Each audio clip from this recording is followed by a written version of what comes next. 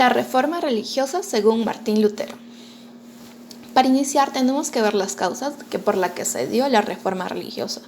La causa esencial y principal fue la Iglesia Católica, por los abusos cometidos por el clero, obispo, presbítero, sacerdotes a través de muchas series de impuestos, por el derecho de consagración, indulgencias y diezmos. Los bautismos eran los derechos de consagración, que son la primera comunión, la confirmación, etcétera, etcétera.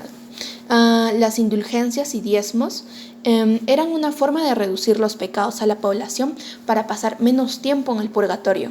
Antes se creía que te reducían los años en el purgatorio y subirías al cielo en menos tiempo si pagabas por las indulgencias, ¿no? Cometías un pecado, te decían vas a ir al infierno, que esto, que el otro, bla, bla, bla, bla, bla, bla. Entonces, ¿cómo se inició la reforma protestante? Martín Lutero fue un fraile católico alemán que estaba cansado de los abusos que el clero cometía hacia la población. Así que en la puerta de la iglesia del Palacio de Wittenberg puso sus 95 tesis. Cuestionó el poder y eficacia de las indulgencias y el secuestro del Evangelio, pero ¿él a qué se refiere en sus 95 tesis con el secuestro del Evangelio? Martín Lutero. Antes, los presbíteros, curas, etcétera, etcétera, no permitían que la población leyera la Biblia, porque decían que era tan sagrado que solamente podían leerlos ellos. Y obviamente en esa época era una excusa para que ellos pudieran aprovecharse de la ignorancia de los pobladores y cobrar muchos más impuestos. Pero ¿quién fue Martín Lutero?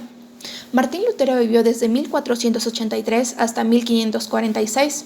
Fue un teólogo y fraile católico agustino hasta 1521, época en la que fue excomulgado y declarado hereje por el Papa León X, ya que después de poner sus 95 tesis, el Papa dijo, él ha estado borracho y como estaba borracho escribió esas tesis, y él al negarlo lo declaran excomulgado, ¿no?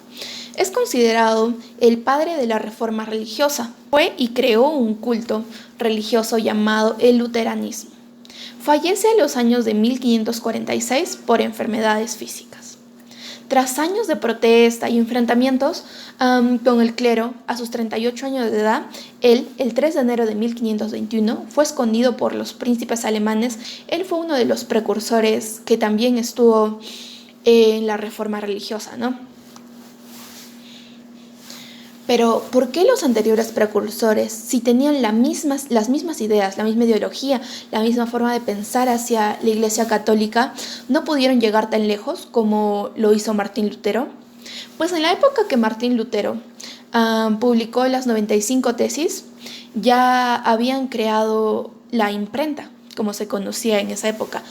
La imprenta lo creó Johannes Gutenberg, y él escribió y transcribió muchos libros. Él transcribió la Biblia y escribió muchos libros en contra de la Iglesia Católica. Esto se pudo llevar a muchas partes para que se dé la reforma religiosa. Por eso es que él sí logró tener la reforma religiosa como se quería. Pero antes habían muchos precursores. Uno de los precursores también fue John Wycliffe. Era considerado el príncipe y filósofo y teólogo de Oxford. Se aplicó rigurosamente al estudio de la teología y las escrituras. Escribió 3 libros muy importantes sobre el dominio divino, sobre el dominio civil y sobre las verdades de la Sagrada Escritura. La Sagrada Escritura se refiere a la Biblia. Después de su muerte se le consideró un hereje, por lo cual sacaron su cuerpo de la tumba y lo quemaron y botaron al río. En su época todavía no existía la imprenta. Las 3 obras que escribió fueron muy cruciales para preparar el escenario de la reforma religiosa. Otro precursor muy importante fue Jan Hus, desde 1369 hasta 1415. Fue ordenado en 1401 y se convirtió en predicador de la Capilla de Belén de Praga, decano de la Facultad de Filosofía en Praga. Predicó en el idioma de las personas, en oposición a la idea de predicar en latín, como lo hacían los presbíteros, curas, papas de esa época, ¿no? Predicó en el idioma de las personas, en oposición a la idea de predicar en el latín. Hus posteriormente se convirtió en una figura clave para el nacionalismo checo. Sus argumentos eran muy claros y decían que el pueblo estaba siendo explotado por las indulgencias que el Papa de esa época les daba a los del pueblo. Permaneció encarcelado durante 6 meses al decir estas cosas. En 1415 fue etiquetado como archihereje. Luego lo llevaron junto a una capilla en llamas y quemaron sus libros junto con él. Lo encadenaron a una estaca. Luego de ser acribillado, Hush, sus seguidores, las personas que aún creían en su palabra, agarraron las cenizas que restaron de sus libros quemados y lo llevaron a un bohemio que ahora se ha convertido en un monumento conmemorativo. Continuando con la historia, Martín Lutero, al destapar a la iglesia con sus 95 tesis, tuvo un debate en 1519 con el famoso diputado de Leipzig, que en esta se la llevaron para decir porque había escrito las 95 tesis y tenía que defenderse él solo contra la Iglesia Católica, ¿no? Pero en esta él destapó que en la Biblia jamás, nunca se escribió nada sobre un supuesto purgatorio, ganando la disputa de Leipzig en 1519. En 1521 es excomulgado por un decreto que escribió el Papa X para defenderse sobre todas las acusaciones que estaba dejando Martín Lutero, ya que con la imprenta que había llegado, todos sus escritos, sus libros, su forma de pensar, su ideología se estaba yendo a cada rincón del país. Entonces no le convenía porque se podía armar una revuelta para que la Iglesia Católica sea desautorizada, etcétera, etcétera, ¿no?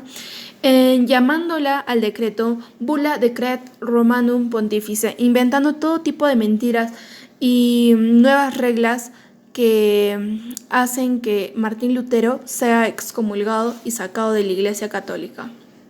Pero eso no lo detuvo en nada, sino que después de eso él fue buscado para que sea acribillado y matado como fueron los anteriores precursores, pero es protegido en el castillo de Watzenburgo por un príncipe alemán llamado Federico de Sajonia. En ese momento transcribe la Biblia de latín al castellano para que se pueda leer en cada rincón del país y cada uno pueda sacar sus propias conclusiones. Mientras Martín Lutero permaneció oculto de la Iglesia Católica, los príncipes protestantes en 1531 desataron 2 guerras contra el emperador Carlos V, lo cual dio como resultado la Paz de Augsburgo, o también conocido como la Paz de las Religiones. Pero, ¿de qué trata la Paz de las Religiones? Trata sobre la libertad de culto en el territorio o terreno de los príncipes. ¿Esto qué quiere decir?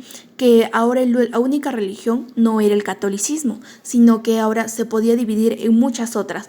Desde ese momento se crearon las sectas, se crearon muchos tipos de religiones nuevas que iban en contra de la Iglesia Católica. Muchas personas se empezaron a unir a esas iglesias, esas sectas, porque no estaban de acuerdo con la Iglesia Católica, obviamente. Pero hasta el momento se sigue manteniendo ese tipo de pensamiento y ese tipo de ideología.